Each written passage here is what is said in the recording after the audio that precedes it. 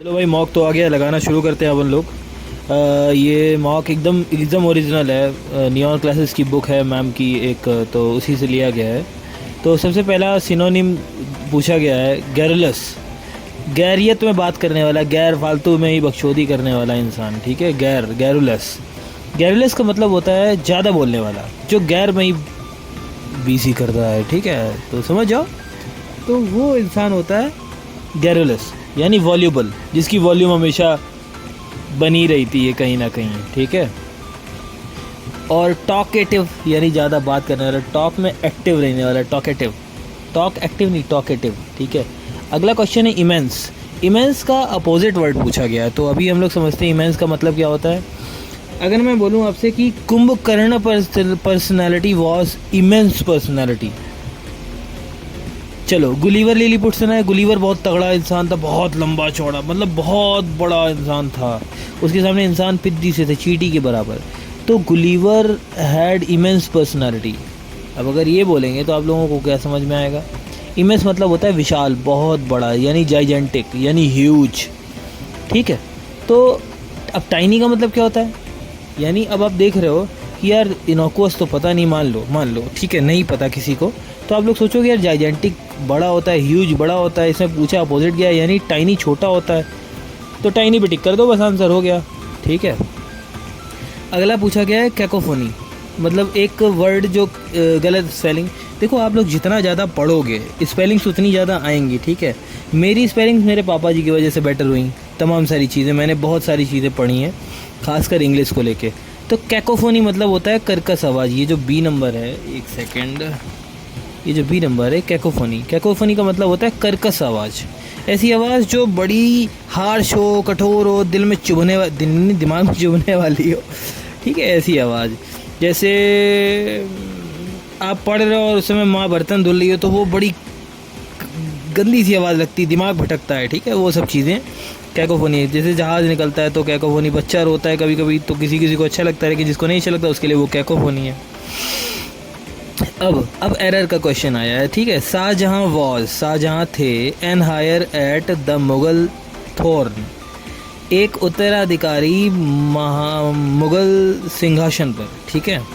तो N higher के बाद एट नहीं लगेगा। अच्छा, ये हायर नहीं, ये आयर है, आयर, ठीक है, इसको ध्यान से समझिए। एच इसमें साइलेंट रहता है।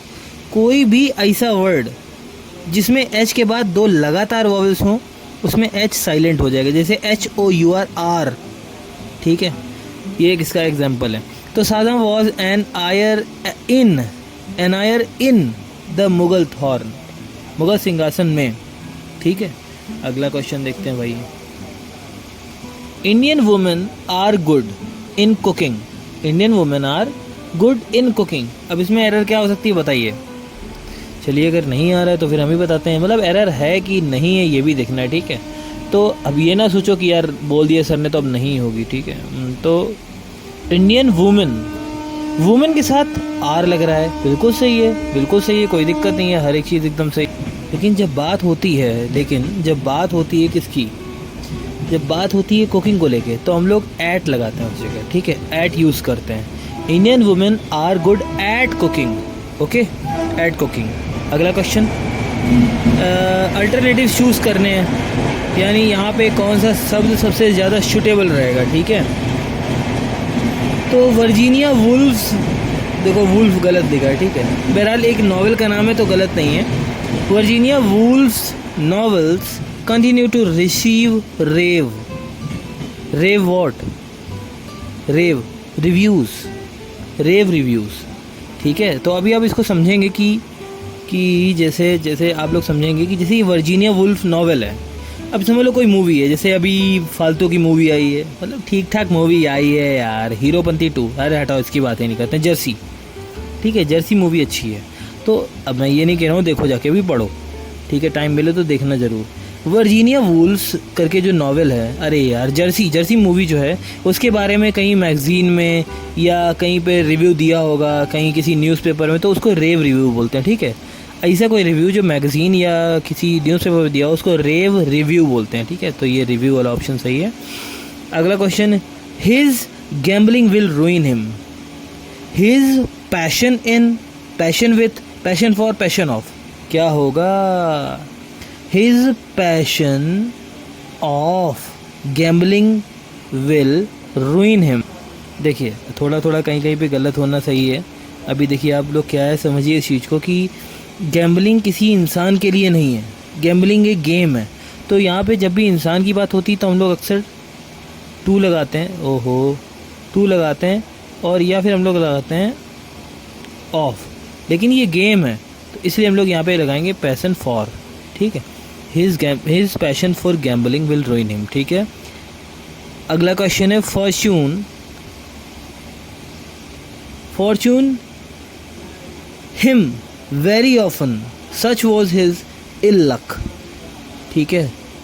Fortune eluded, imposed, grasped, grinned. तो फॉर्चून इम्पोज्ड ऑन हिम, उसके ऊपर फॉर्चून इम्पोज किया गया है। अक्सर ऐसा होता है, लेकिन जब वो बीमार होता है तब उसकी बीमारी वाले लक के साथ में, ठीक है। लेकिन अभी क्या है कि अभी जैसे इम्पोज्ड ऑन की हम लोग बात करें, इम्पोज का मतलब होता है देखो थोपा गया, थोपना किसी चीज़ पे, ठीक है। इम्पोज का मतलब होता है थोपना। इल्यूडेड का मतलब होता है किसी काम को ना कर पाने की वजह से लक का साथ देना है, जिसे ये fortune eluded him very often. Fortune अक्सर जब भी वो कोई काम नहीं कर पाता, वो फेल हो जाता है, तो फॉर्चून हमेशा उसका साथ देता है उस जगह पे। पता नहीं उसकी बुराई का मतलब उसकी बीमारी का लक है कि क्या है ना। तो ये इल्यूडेड यहाँ पे होगा, इल्यूडेड। अगला क्वेश्चन, अरे यार शेरा, टू लूज ग्राउंड, यानी मैदान छोड़ के भाग जाना या फिर मैदान से हार जाना, ठीक है। इसका मतलब क्या होगा? फुली रिजेक्टेड, भैया भगा दिए गए पूरी तरीके से, मैदान छोड़ दिया हमने, ठीक है, पूरी तरीके से रिजेक्ट कर दिया गया। Next question belongs to the same thing. Every dark cloud has a silver lining, every dark cloud has a silver lining, यानी हर एक डार्क क्लाउड के पास एक चमक होती है, एक पतली सी चमक हो लेकिन चमक होती है। यानी every unpleasant situation has a positive side. समझ रहे हो? हाँ हर्ष बेनीवाल जी। अच्छा देखो, every unpleasant situation has a positive side, यानी किसी भी बहुत दुखद जगह हो या फिर जहाँ पे बिल्कुल भी सुकून ना हो, वहाँ पे भी एक ना एक प्रकाश की किरण दिखी जाती है। समझ रहे हैं आप लोग? अलाइव एंड किकिंग, जिंदा होते हुए भी लात मारना। अबे बच्चे थोड़ी ना माता के पेट में हैं, फिर भी लात मार रहे हैं जबकि बाहर हैं। तब अलाइव एंड किकिंग से मतलब हो गया becoming old, in good health, playing football. पता नहीं यार कभी कभी क्या हो जाता है, मोबाइल इधर उधर गिरता रहता है, तमाम सारी चीज़ें वीडियो काट के बनानी पड़ती है, बड़ी मेहनत करनी पड़ती है यार आप लोगों के लिए। देखो सपोर्ट, चलो बहरहाल कोई नहीं। हम लोग यहाँ थे शायद। अलाइव एंड किकिंग, यार तुम जिंदा हो, हाथ पैर ही मार रहे हो, इसका मतलब तुम अच्छी सेहत में हो, ठीक है। अब बुढ़ा तो मारेगा नहीं, मरने वाला मारेगा, लेकिन जब वो तड़पेगा तो इसका मतलब अलाइव नहीं है। प्लेइंग फुटबॉल, यानी फुटबॉल खेलने वाला तो उसके लिए थोड़ी ना यूज़ किया जाएगा ये।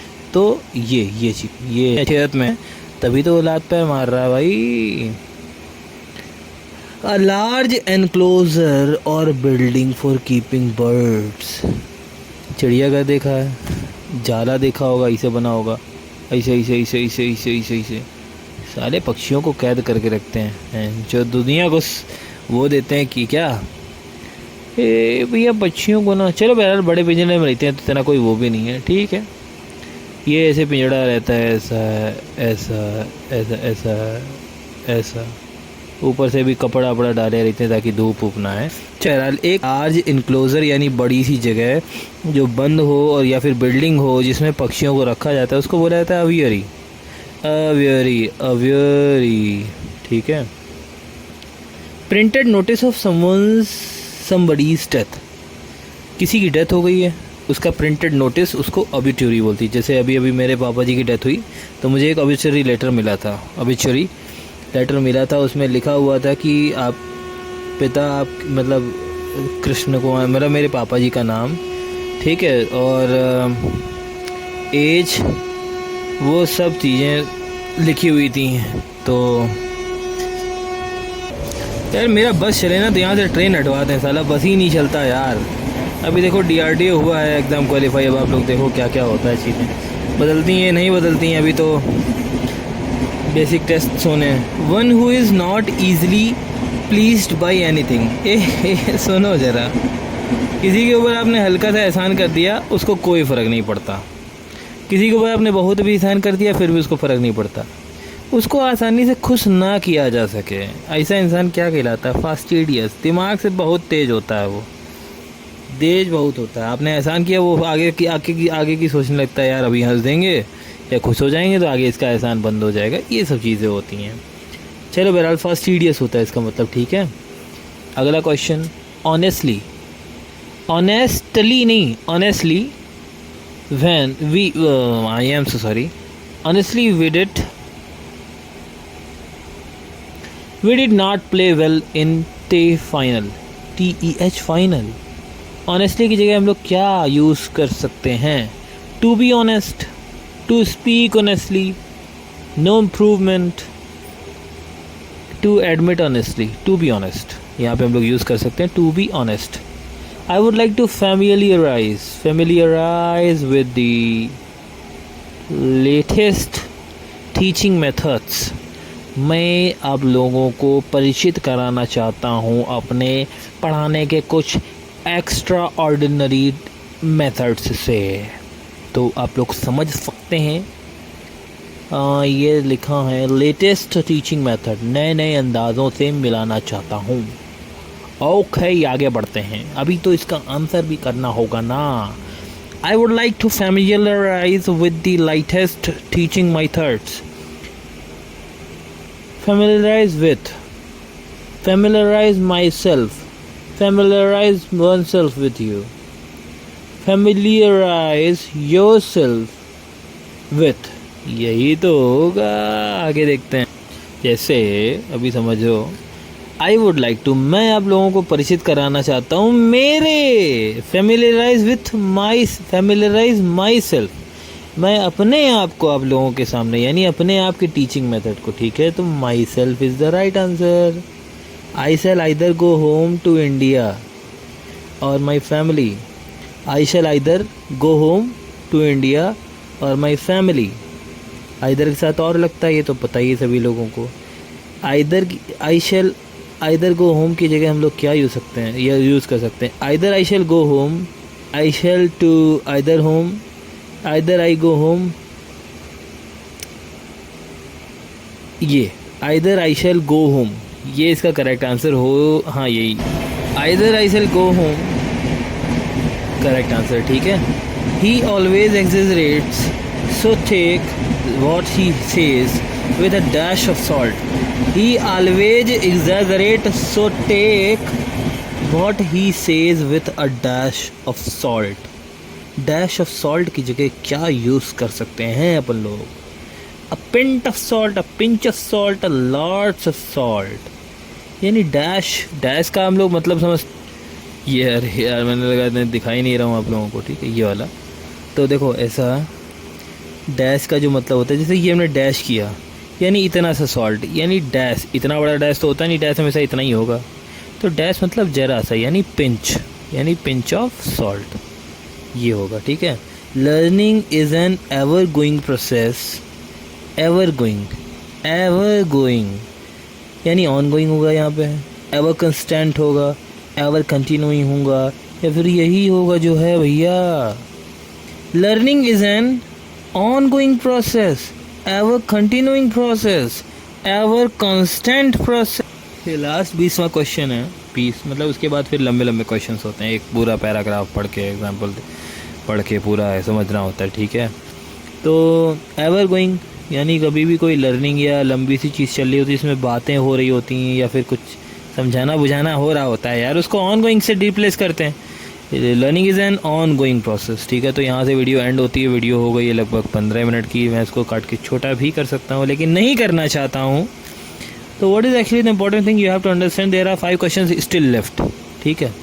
ये एक पूरा पैराग्राफ दिया है, न्यूज़पेपर ये वो, ज़्यादा नहीं। बहरहाल ये एक पैराग्राफ, पीछे साइड एक पैराग्राफ, इतना बड़ा पैराग्राफ, इसको एक नज़र में पढ़ो, उसके बाद आंसर दे दो। यही चाहते हैं बस लोग। चलिए फिर मिलते हैं आप लोगों से बहुत बहुत जल्दी भाई लोग। थोड़ा लाइक सब्सक्राइब ठोको यार, मॉक टेस्ट ला रहा हूँ यार आप लोगों के लिए।